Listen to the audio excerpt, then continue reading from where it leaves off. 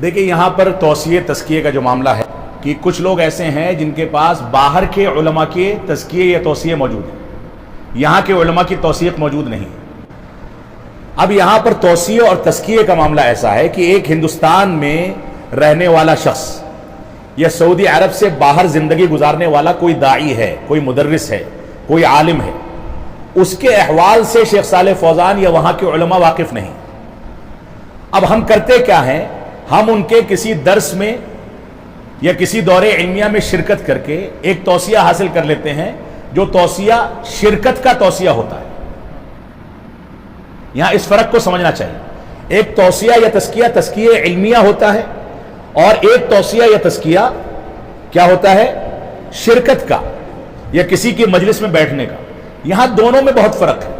आम तौर से बहुत सारे लोग ऐसे हैं जो किबार उलमा के तौसिए या तज़किये की बात करते हैं कि हमारे पास मौजूद है। दर हकीकत वो तौसिया या तज़किया इल्मिया नहीं है, वो हकीकत में सिर्फ शिरकत का या उनके पास बैठ करके अपनी बातों के जरिए उनको एक्सप्लेन करके उनसे कुछ तहरीर लेने का तज़किया है। उस तज़किये में कहीं भी ये सेगा मौजूद नहीं होगा कि आप फला शख्स से इल्म ले सकते हैं या फला शख्स आलिम हो गया।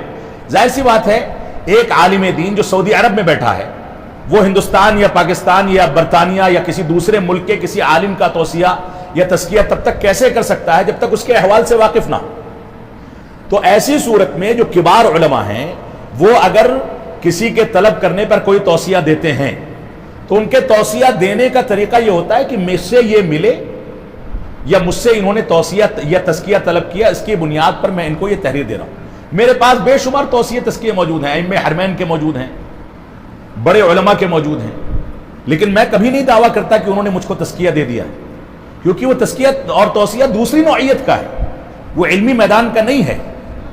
इल्मी मैदान का तौसिया तज़किया जो है जिसमें बाकायदा इल्म को लेने या इल्म को आगे बढ़ाने की वसीयत की जाती है, वो उलमा का तरीका यह है कि वो अपने उन शागिर्दों को देते हैं जिन शागिर्दों ने उनको लाजिम पकड़ करके उनसे इल्म हासिल किया है।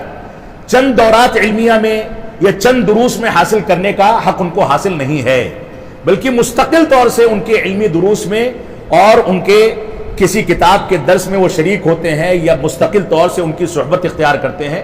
तब वो तज़किया इल्मिया देते हैं कि मेरी इस किताब को ये शख्स, इसकी सलाहियत ऐसी है कि अब आगे पहुंचा सकता है, तो गोया उस मामले में वो तौसिया है। एक बात।